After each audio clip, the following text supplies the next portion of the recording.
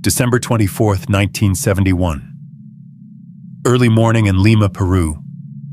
Cold winter air drifted through the narrow streets, past rows of quiet, clay-colored buildings. Even on Christmas Eve, Jorge Chavez Airport buzzed with travelers. Among the crowd, a 17-year-old girl with blonde hair and calm eyes held her mother's hand, renowned German zoologist Maria Koepcke. Juliane Koepcke and her mother were flying from Lima to the city of Pucallpa, near the edge of the Amazon rainforest. They were going to visit Juliane's father, Dr. Hans Wilhelm Koepcke, who was working at a remote biology research station in the jungle.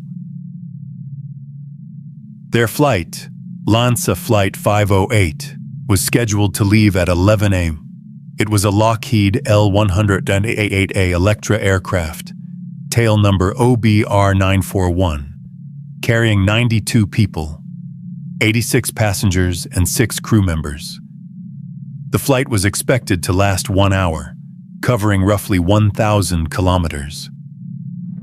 But something didn't feel right to Juliane that day. A tropical storm was forming along their flight path. Thick black clouds loomed on the horizon. Still, Lanza, a Peruvian private airline known for its poor safety record, decided to take off anyway. And that's when the nightmare began.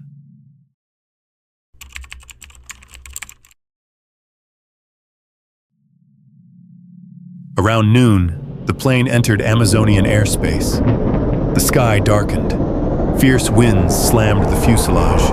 The engines roared. Lightning flashed non-stop outside the windows. Juliane was seated in row 19 by the right side window. Her mother was beside her. She later recalled how passengers began to panic, some screaming, as turbulence violently shook the plane. Then, without warning, a massive bolt of lightning struck the right wing. There was a deafening explosion.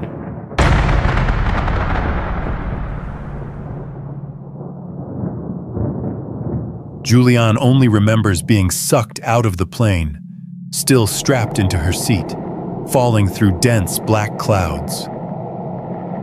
No sound, no light, only the roar of wind in her ears and the jungle canopy rushing up beneath her. She blacked out in midair.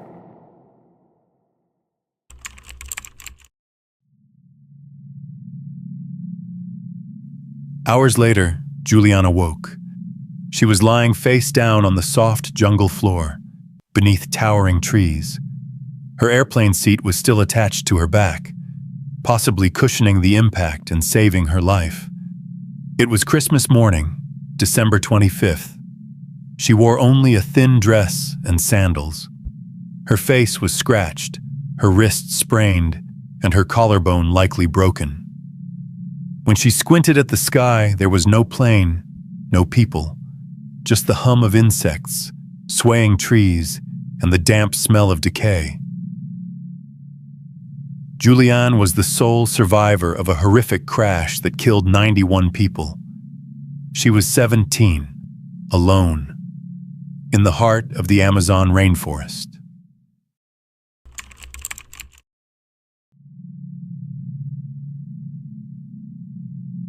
But Juliane wasn't just any city girl.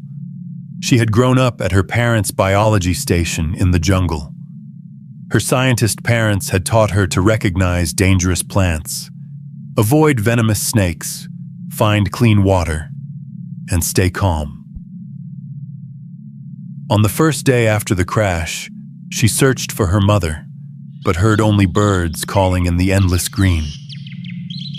She found scattered luggage, fragments of the plane, and bodies of other passengers, images that would haunt her forever.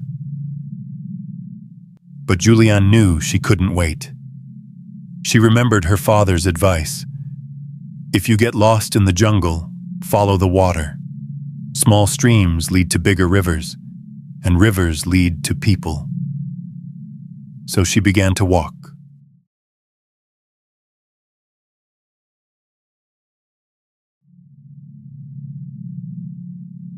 She followed a narrow creek, weaving its way through dense forest. Her legs were covered in cuts, swollen from mosquito bites and leeches. Every step brought pain: sharp stones, tangled roots, cold mud creeping into her sandals. Her left eye was nearly blind from swelling. The wound on her shoulder throbbed, making it impossible to raise her arm. Her whole body stank of mildew, sweat, and dried blood. It rained every day. Torrential downpours pounded the forest. Each night, she curled up under bushes, soaked to the bone, her jaw chattering from the cold. No jacket, no blanket, just her will to survive. Her only food was a few lollipops spilled from a broken suitcase. She sucked them slowly, trying to stretch out the sugar for energy. She drank from the stream, clear, cold, but risky. One parasite could kill her before anyone found her. Day 3, face to face with death. She entered a clearing and froze. In front of her were 3 airplane seats still bolted together. A man's body slumped forward, head buried in the mud like an uprooted tree. The scent of decay hung in the humid air. It was the first human corpse she saw. Juliane gagged. Her head spun. A familiar passenger, one who had sat near her. But survival instinct pushed her forward. She didn't stop. Day 6. Fever and maggots. Her shoulder wound was now swollen, red, and oozing. The pain gave way to burning, then itching, then numbness. And then she saw them, hundreds of tiny white maggots squirming under her skin. They lined the edges of her wound, burrowing into her flesh, as if trying to take root. Juliane screamed, silently. No one could hear. Nothing could help. She tried picking them out with a stick, but it was hopeless. Fever hit. She shivered violently. Her skin prickled. Her mind grew foggy.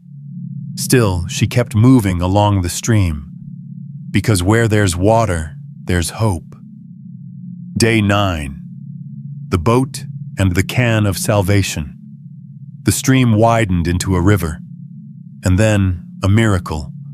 A small wooden boat sat quietly by the bank. Next to it, a plastic fuel can. It looked as if someone had just stepped away. She knew not to touch things that weren't hers. But this wasn't about manners anymore. It was survival. Inside the boat shelter, she found a rain poncho, some clean water, and best of all, diesel fuel. She remembered her parents' advice. To kill maggots, use gasoline. They can't breathe and will crawl out. Juliane poured diesel on her wound. It burned like fire. Blood and pus oozed out, and soon dozens of maggots wriggled free and dropped to the ground. She gritted her teeth, then passed out. Day 11. The doorway back to life. She woke to sunlight streaming through the trees. The riverbank was glowing, and then she saw it. A rectangular wooden structure with a thatched roof. A fishing hut. She called out. No answer, but she knew. She had found signs of people. Inside was a bamboo bed, some tools, and a sack of rice. Juliane lay down and let go. 11 days of exhaustion flooded over her. For the first time since the crash, she slept deeply. And for the first time, she didn't dream of the explosion.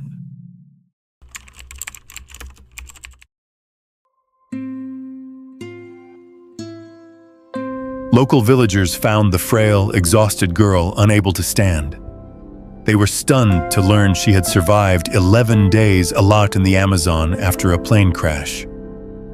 Juliane was taken by boat to a hospital in Pucallpa, then airlifted to Lima. At that time, rescue teams still hadn't found the plane wreckage. 2 days later, with Juliane's help, they located the crash site and recovered the bodies of her mother and the other 90 victims. The investigation revealed that the lightning strike occurred because the pilots had flown directly into a storm, something they were never supposed to do.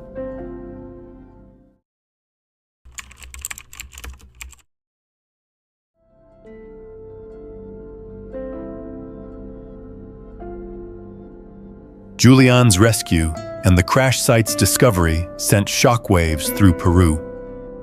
On December 28, 1971, aviation officials reached the remote wreckage, over 60 kilometers from Pucallpa. All 91 others had died. Some likely survived the fall, but died later from injuries or the jungle's harsh conditions.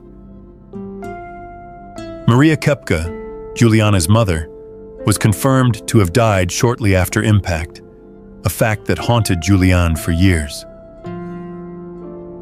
The investigation concluded. The crash was caused by lightning after the pilots flew into severe weather, against regulations. The aging Lockheed L-188A had poor maintenance records. Lanza had a deadly history. Crashes in 1966, 49 dead, and 1970, 101 dead. After Flight 508, the airline's license was revoked. Lanza went bankrupt in early 1972. Public outrage followed. Why had the plane taken off despite storm warnings? Why weren't there emergency locators to speed up the rescue? But the biggest question was, how did only a 17-year-old girl survive? Juliane recovered at a hospital in Pucallpa, then returned to Germany. She had a mild head injury, a broken collarbone, temporary blindness in one eye, and extreme weight loss. But the deepest wounds were psychological. She became a global media sensation. The press dubbed her Miracle Girl. TV crews, publishers, filmmakers, all wanted her story. But Juliane declined most interviews. The reason was simple. She didn't want to be known for surviving death, but for living life.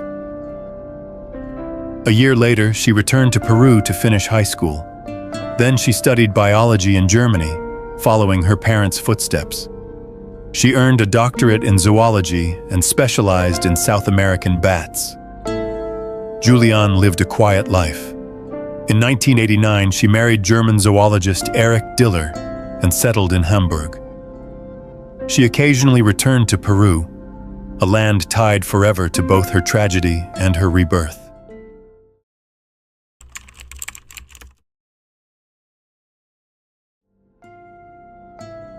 In 1998, legendary director Werner Herzog, who narrowly avoided being on Lanza 508 himself, filmed the documentary Wings of Hope. With Juliane, he returned to the crash site, retracing her survival journey through her own memories. It was the first time she publicly revisited the past, recounting every day in the jungle, every body, every river, every pain. In 2011, at age 57, Juliane published her memoir, When I Fell from the Sky, a rare, honest account of a plane crash, human resilience, and the mental clarity needed to survive the unimaginable. In it, she wrote, "I'm not a hero. I just learned not to fear the jungle and to stay calm. I didn't fight nature. I followed it." When Juliane stepped onto that boat on day 11, her body torn, eyes swollen, hands bleeding, she didn't know she was walking into history. Not because she was the only one who lived, but because she refused to give up. Because in a place ruled by death, she kept moving, through the darkness, through fear, and through death itself.